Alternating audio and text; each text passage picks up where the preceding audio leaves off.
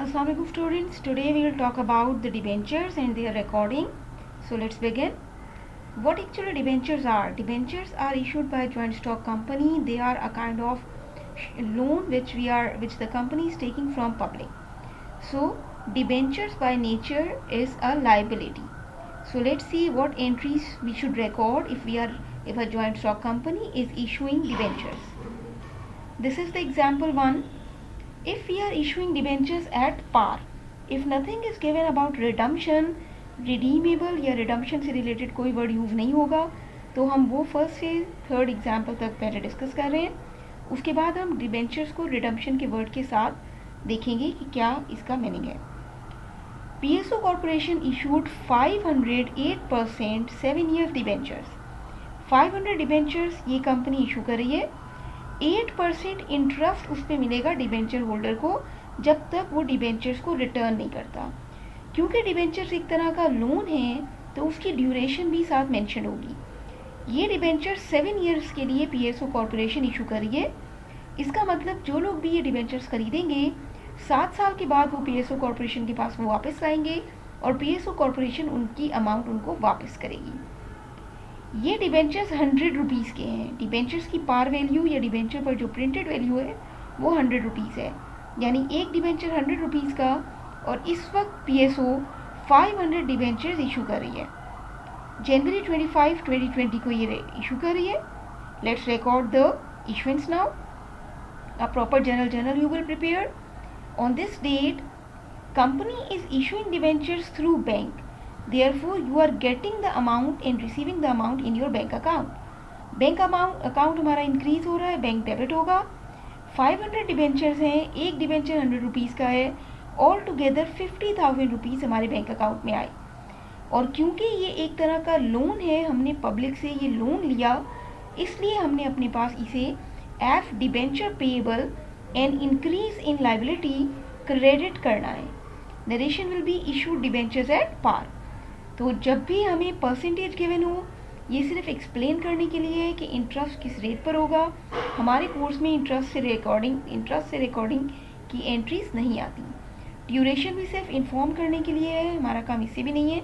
Basically number of debentures को हमें उसकी जिस रेट पर हमने इशू किया उससे मल्टीप्लाई करके bank debit debenture payable credit की एंट्री बनानी है जब भी डिबेंचर्स को हम इशू करेंगे. सेकेंड एग्जाम्पल देखते हैं. Issuance of debentures at discount. जितने का डिबेंचर है अगर हम उसको उससे कम प्राइस पर इशू करें तो जितनी कम अमाउंट हमने पब्लिक को ऑफर की वो हमारा डिस्काउंट रिकॉर्ड होगा. प्राइम कंपनी है, 1000 डिबेंचर्स इशू कर रही है. इनके डिबेंचर्स पर जो इंटरेस्ट की परसेंटेज है वो 6% है. 5 साल की ड्यूरेशन के लिए ये डिबेंचर्स इशू कर रहे हैं.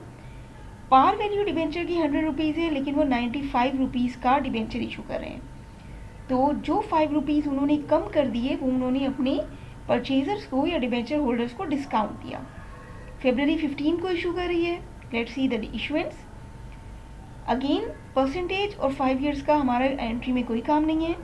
1000 डिबेंचर्स थे, उस रेट से मल्टीप्लाई करेंगे जितने का आपने इसे इशू किया. 95 रुपीज़ पर इशू किया है तो हमारे पास बैंक में अमाउंट आएगी 1000 मल्टीप्लाई बाय 95 करके. बैंक ने ये अमाउंट रिसीव की, इसलिए बैंक अकाउंट कंपनी का डेबिट. जो 5 रुपीज़ हमने नहीं लिए पब्लिक से और उसको डिस्काउंट ऑफर कर दिया, वो 5 रुपीज़ डिस्काउंट ऑन डिबेंचर के तौर पे डेबिट होगा. और डिबेंचर पेएबल हमेशा अपनी पार वैल्यू से मल्टीप्लाई करके क्रेडिट होगा. तो 1000 multiply by 100 will be the value of debenture payable which is a liability on prime company. तो ये है जिसे हम कहते हैं कि डिबेंचर्स को हमने डिस्काउंट पर इशू किया. Let's see one more example. If we are issuing debenture for a higher value then its par value we call that excess amount as a premium. Khan company issued 2000 debentures. 10% is the rate of interest. 9 years is the duration. It could be any duration, it could be any rate of interest. Our task is to multiply the number of debentures with the value for which they are issued. Bank में हमेशा amount number of debentures को इस rate से multiply करके आएगी जिस पर हमने उसे इशू किया. 100 रुपीज़ वाला डिबेंचर था, लेकिन कंपनी ने उसे 110 पर इशू किया। तो 100 और 110 का डिफरेंस यानी 10 रुपीज़ प्रीमियम है जो कंपनी ने रिसीव किया। अप्रैल 18 को ये ट्रांजेक्शन हुई। इशुएंस को रिकॉर्ड करते हैं। On April 18 2020 our entry will be bank account increase, bank account debit 2000 debentures हैं, 110 से मल्टीप्लाई कर रहे हैं, 2000 multiply by 110 will give you the debit amount of bank. Debenture payable as I told you will always be credited with the par value। 100 rupees is the par value. 2000 debentures हैं, 100 rupees के rate पे multiply करेंगे, your debenture payable will be credit. और ये 10 rupees जो हमने access charge किए हैं हम इसको अपने पास as premium on debenture credit करेंगे। तो premium on debenture will be 2000 multiply by 10, 20,000 is our credit amount. Narration is issued debentures at premium. So these were 3 simple entries of debentures in which we can record their issuance at par or at discount or at premium. Sometimes the word redemption is also given and the company inform us about the redeemable value of the debentures. अब ये redemption क्या है? अभी हमने बात की थी कि कितने years के लिए कंपनी डिबेंचर इशू कर रही है। उस टाइम पीरियड के बाद कंपनी उन डिबेंचर्स को वापस लेगी यानी रिडीम करेगी, पब्लिक उसको रिटर्न करेगी और अपनी अमाउंट वापस लेगी। तो जो अमाउंट वापस करते वक्त कंपनी ऑफर कर रही है उस अमाउंट को हम कह रहे हैं रिडीमेबल अमाउंट। तो अगर वो अमाउंट इशूड अमाउंट या पार वैल्यू से ज़्यादा है तो उस अमाउंट को हमेशा हम लॉस ऑन डिबेंचर करके डेबिट करेंगे और प्रीमियम ऑन रिडम्पशन करके क्रेडिट करेंगे। यानी वो 3 एंट्रीज जो हमने एग्जाम्पल 1, 2, 3 में देखी हैं उनके साथ ये 2 अकाउंट भी इंक्लूड हो जाएंगे और हमारी पूरी एंट्री में 5 अकाउंट टाइटल्स आएंगे अगर क्वेश्चन की ट्रांजैक्शन में रिडीमेबल की डिस्कशन या उसकी डिटेल्स गिवन है। So let's see the examples. Example number 4, issuance of debenture at discount redeemable at premium. Ali and company issued 400 debentures. Again the percentage of interest is given. 100 rupees is the par value of debenture but the company is issuing it at discount. 100 rupees वाले debenture को 98 का issue किया। इतनी detail से issuance of debenture at discount की जो example number 2 हमने देखी उतनी एंट्री बनेगी। यानी बैंक डेबिट 400 मल्टीप्लाई बाय 98 से, discount on debenture debit 400 multiply by 2 से और debenture payable credit as I told you with its par value that is 400 multiplied by 100। अप्रैल 18 2020 को अली एंड कंपनी ने ये इशू किए हैं और उसी वक्त कंपनी ने ये कमिटमेंट किया कि जिस वक्त हम इसे रिडीम करेंगे आफ्टर 6 years एक डिबेंचर के बदले हम 110 रुपीज़ देंगे। इस अमाउंट को हम कंपेयर करेंगे उसकी पार वैल्यू से। 100 रुपये वाला डिबेंचर इशू तो 98 का किया है और रिडीम होगा 110 पे।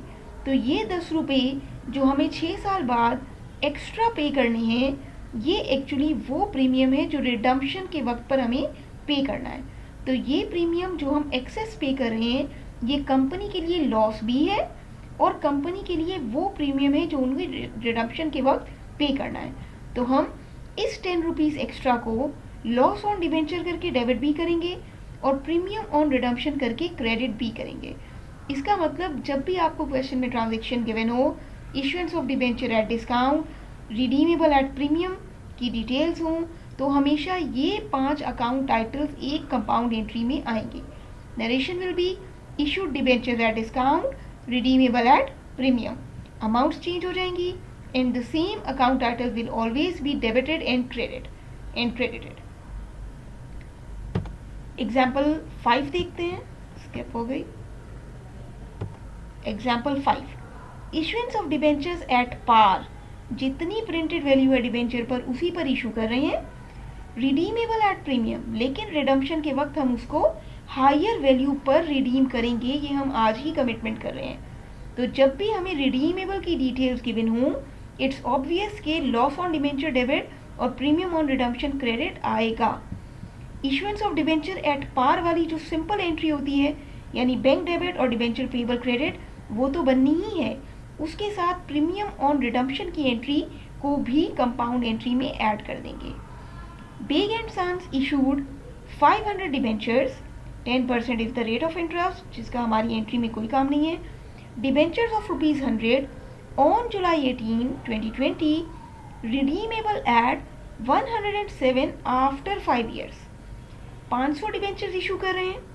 100 रुपये वाला डिबेंचर है जो 100 रुपये का ही इशू कर रहे हैं, लेकिन 5 साल बाद जब हम उसे रिटर्न करेंगे, वापस करेंगे, हम इसे 107 रुपीज़ का वापस करेंगे, यानी 7 रुपीज़ प्रीमियम हम एक एक डिबेंचर के बदले में एक्स्ट्रा देंगे 5 साल बाद। तो पहले हम एंट्री बनाएंगे issuance of debenture at par की, यानी बैंक डेबिट, जितने डिबेंचर्स हैं और जिस रेट पर इशू किए उससे मल्टीप्लाई करके बैंक इंक्रीज हो गया उस अमाउंट से डेबिट, और जितने डिबेंचर्स हैं और जितनी उसकी पार वैल्यू है उससे मल्टीप्लाई करके debenture payable credit. Debenture payable हमेशा अपनी पार वैल्यू से मल्टीप्लाई करके ही क्रेडिट होगा। और क्योंकि 5 साल के बाद हमने 7 रुपीज़ एक्स्ट्रा देने हैं अपने डिबेंचर होल्डर को, जिसको हम अपने पास लॉस ऑन डिबेंचर्स करके डेबिट करेंगे और प्रीमियम ऑन रिडम्पशन करके क्रेडिट भी करेंगे। Narration will be issued debentures at par, redeemable at premium.